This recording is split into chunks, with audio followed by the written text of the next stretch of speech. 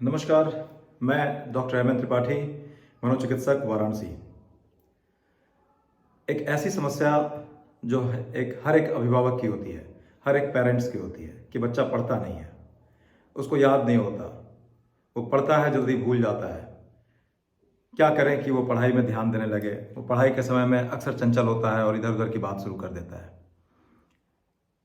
तो आइए समझते हैं कि अक्सर ऐसे बच्चे करते क्यों हैं। इसके लिए हमें बच्चों के दिमाग को समझने की ज़रूरत है। बच्चों का जो दिमाग होता है काफ़ी चंचल होता है। उनके दिमाग में एक साथ कई सारे रेसिंग थॉट्स चल रहे होते हैं। उनका दिमाग मैजिकल थिंकिंग पे काम करता है। वो ये सोचते हैं एक जादुई दुनिया में जी रहे होते हैं। शक्तिमान, कैप्टन अमेरिका, डोरेमोन, ये सब उनके दिमाग में चल रहे होते हैं। तो जब हम गलती क्या करते हैं कि जब हम पढ़ाने बैठते हैं तो हम ये सोचते हैं कि हमारे पास 1 या 2 घंटा कीमती है, हम उस 2 घंटे में बच्चे को कितना पढ़ा ले जाएं। लेकिन प्रॉब्लम यह है कि आपका वो समय कीमती जरूर है 2 घंटे, लेकिन बच्चे को क्या पता कि वो आपका समय कीमती है। अब आप किचन में गए, आपने किचन में कुछ कुकर में रख के चले आए और आप सोचते हैं कि उसी समय हमारा किचन का भी काम होता रहे और बच्चे को भी हम पढ़ा लें, और फिर आप झल्ला जाते हैं कि हम 1 घंटे किसी तरह से निकालें और बच्चे को पढ़ाना चाहे, और बच्चे ने इधर उधर लगा पेंसिल नचाने और कुछ इधर उधर की बात, स्कूल की बात शुरू कर दिया उसने। तो ये बड़ा स्वाभाविक है। बच्चों को जब भी पढ़ाने बैठिए तो ये इत्मीनान लेके बैठिए कि आप 2 घंटे या 3 घंटे अगर पढ़ाएंगे तो पढ़ेगा वो 1 ही घंटा।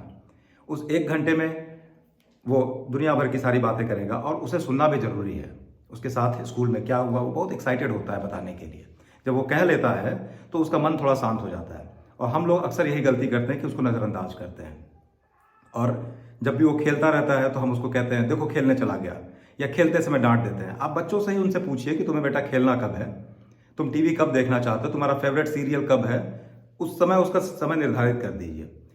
और इस चीज़ का जरूर ध्यान रखिए कि अगर उसने आपने उस समय को निर्धारित कर दिया है तो उस समय उसे मत टोकिए कि तुम टीवी देख रहे हो या गेम खेल रहे हो, क्योंकि हो सकता है वो पढ़ाई के समय ना पढ़ाई करे, लेकिन खेलने का समय वो अगर खेल रहा है तो उस समय टोकने की जरूरत नहीं है। दूसरा, पढ़ाई के समय आपको इस चीज़ का ध्यान रखना है कि अगर वो कर रहा है काम तो बीच बीच में प्रोत्साहित करने की ज़रूरत है। जैसे कि अगर उसने कोई भी हैंडराइटिंग उसकी अगर खराब भी है तो आप उसको एक प्रोत्साहित वर्ड में कहिए कि हाँ पहले से तो बेहतर हुआ है, आप कोशिश करिए थोड़ा और सुधर जाए, अरे वाह बहुत अच्छा लिखते हो। तो कुछ इस तरह के प्रेजिंग वर्ड्स बच्चों को बीच बीच में देते रहने की ज़रूरत है। कुछ बच्चे बीमारियों की वजह से चंचल ज़्यादा होते हैं, उनको कुछ मानसिक तौर पे कुछ बीमारियां होती हैं, वो हाइपर एक्टिव होते हैं, और कुछ बच्चे इनअटेंटिव होते हैं, तो वो एक डिफरेंट इशू है। लेकिन मैक्सिमम टाइम में जो बच्चों का स्वभाव होता है वो चंचल ही होता है। आप याद करिए कि आप अपने समय में क्या करते थे।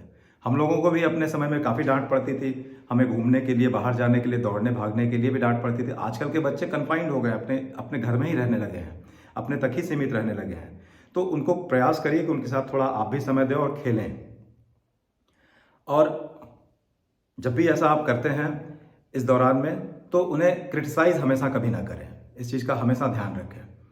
और ये एक सामान्य सी प्रक्रिया है, हर एक बच्चे के साथ ये कंप्लेन होती है, हर एक अभिभावक ये कंप्लेन करते हैं, तो it's a very normal thing.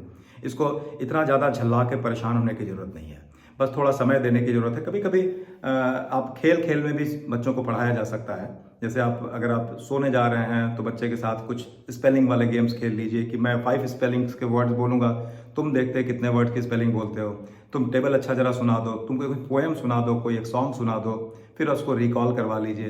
तो थोड़ा इससे क्या होता है कि बच्चे थोड़े फोकस्ड हो जाते हैं। और कभी भी पढ़ाई के समय में डांटिए तो मत, क्योंकि पढ़ाई ऐसे ही अच्छी नहीं लगती है, और पढ़ाई के समय में अगर आपने डांटना शुरू कर दिया या मारना शुरू कर दिया तो बच्चा और भी नहीं पढ़ेगा और पढ़ाई से भागेगा। तो ये बड़ी छोटी सी दिक्कत है अभिभावकों की, इससे बिल्कुल परेशान ना हो। आप एक साथ दो दो काम लेकर के बच्चों को नहीं पढ़ा सकते। आप चाहेंगे कि एक साथ हम दोस्त से भी बात कर लें, अपना भी काम करते रहें और बच्चों को टास्क दे दें, तो ऐसा बिल्कुल नहीं हो पाएगा। आपको डिवोटेड होकर के थोड़ा देर बैठना पड़ेगा और धैर्य के साथ बैठना पड़ेगा। उसमें उस बच्चों की चंचलपन, जो बच्चों की जो एक्टिविटीज़ है उसको भी बर्दाश्त करना होगा। बस यही बताना था। और ये कोई बहुत बड़ी समस्या नहीं होती है, और ये हर एक पेरेंट्स की समस्या है, लेकिन धीरे धीरे रिजॉल्व हो जाती है। ओके, धन्यवाद।